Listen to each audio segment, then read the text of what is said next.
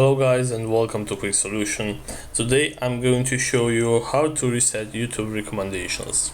So in order to do that, let's go to youtube.com and you have to make sure that you are logged into your account, and right here at the top right corner you'll have to select the icon with your profile and you will be able to see the option your data in YouTube and select that option. So right here, if you scroll down, you will see this option right here, YouTube watch history, which is toggled on, and let's tap on that option right here.